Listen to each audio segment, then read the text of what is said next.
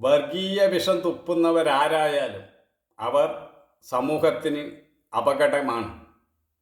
ഏത് മതത്തിൽപ്പെട്ടവരായാലും ശരി, അവരെ വിവേകമുള്ള ജനത തിരിച്ചറിയണം. സൗഹൃദവും സഹകരണവുമാണ് നാട്ടിൽ പുലരേണ്ടത്. ശാന്തിയും സമാധാനവുമാണ് എല്ലാവരും ആഗ്രഹിക്കുന്നത്. സമൂഹത്തിൻ്റെ ശാന്തിയും സമാധാനവും നഷ്ടപ്പെടുത്തിക്കൊണ്ടുള്ള ഒരു പ്രാർത്ഥനയും നമുക്ക് ആവശ്യമില്ല. ലോകാ സമസ്ത സുഖിനോ ഭവന്തു എന്ന പ്രാർത്ഥന എല്ലാ മതങ്ങളും ചെയ്യട്ടെ. സമസ്ത ലോകങ്ങൾക്കും സുഖമുണ്ടാകട്ടെ എന്ന പ്രാർത്ഥനയാണ് നമുക്കാവശ്യം. അപ്പോൾ ലോകത്ത് യുദ്ധങ്ങളും കലാപങ്ങളും ഉണ്ടാകില്ല.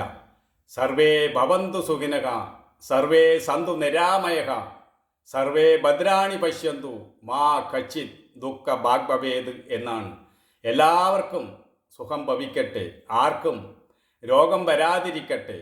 കുറഞ്ഞത് 2 നേരത്തെ ഭക്ഷണവും ഉടുതുണിക്ക് മറുതുണിയും ഭയാശങ്കകളില്ലാതെ ഒന്ന് തലചായ്ക്കുവാൻ ഒരിടവുമില്ലാത്തവർക്ക് എന്ത് സുഖം.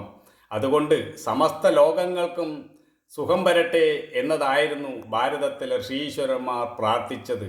ശാന്തിയെക്കുറിച്ചും സമാധാനത്തെക്കുറിച്ചുമൊക്കെ വാത്തോരാതെ സംസാരിക്കുകയും എന്നിട്ട് കിണറ്റിലെ തവളയെപ്പോലെ ജീവിക്കുന്നവരുമുണ്ട്. അവരൊക്കെ സമൂഹത്തിന് ആപത്താണ്.